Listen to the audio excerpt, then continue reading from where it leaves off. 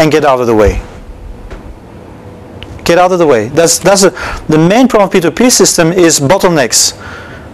Linus Torvalds in Linux at some point still had to sign, the patches that were agreed, and they said, no, this cannot happen. You're blocking the system. You get out of the way. Yeah.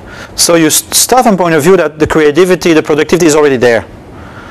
Yeah. The only thing is you have to aggregate it, get out of the way, and find a mechanism for selection of quality.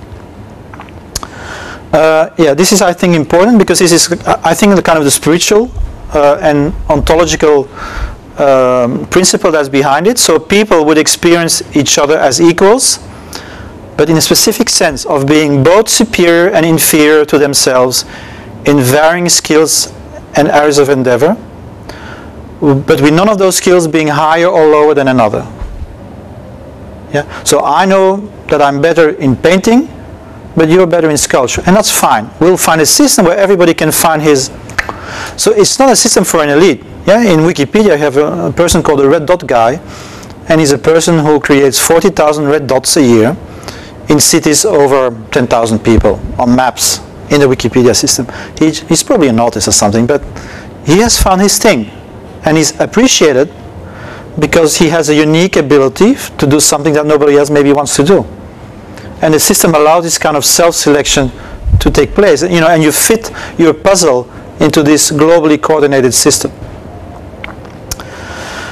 Okay, so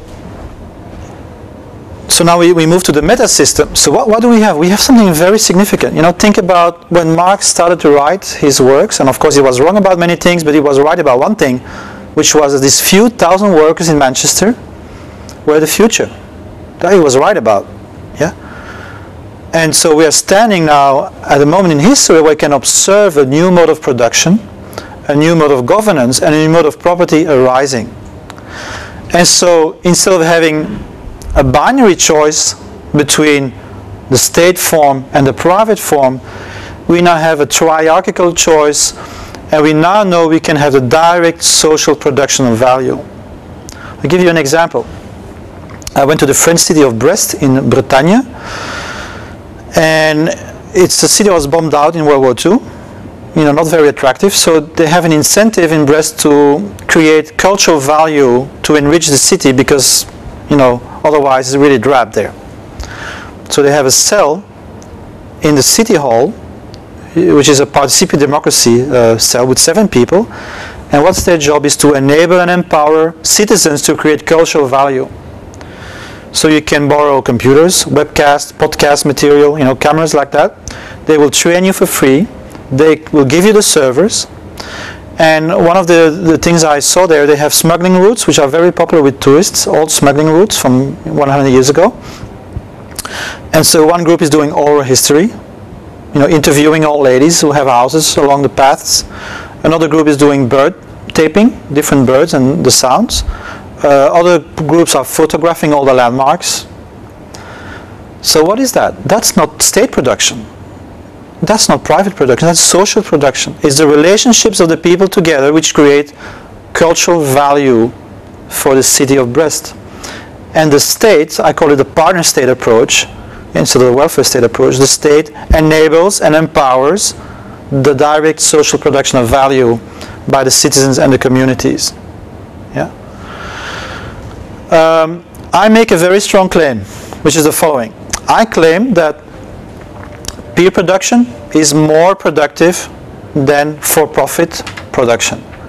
I claim that peer governance is more participative than even democracy, and I claim that peer property forms are more distributive than private property forms. Yeah?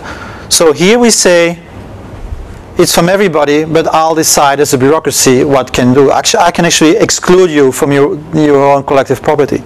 Here I say it's mine, is not yours. Here I say it's mine and it's yours and everybody can use it. Yeah. So again, you have two kinds of licenses. You have the sharing licenses, Creative Commons, where the individual is sovereign and decides the amount of sharing that he allows with his creative work. And then you have the commons-oriented license, like the general public license in Linux, which says You can do what you want with it, but every change that you did with this material goes back into the common pool.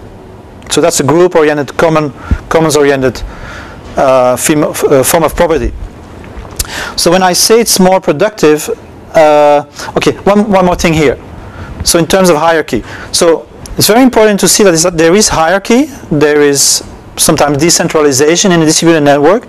The important thing is to know what is it used for. Yeah? Let's take the internet.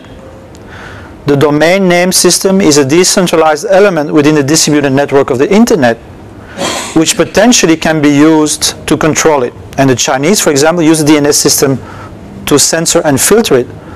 But on the whole, it still enables and empowers millions of people to publish their own material. So on the whole, you always have to look, what is the precise role of hierarchy within this distributed system.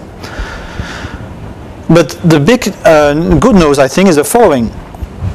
Until today, we had a system whereby we have participation in the political process. We can vote for representation. But when we start working, we enter in a feudal structure. We don't have autonomy. Now we can have peer production in all spheres of life. Yeah? You can peer produce spirituality if you want. You can peer produce art. And so you have autonomy in cooperation potentially in every field of social life. This is a very big development.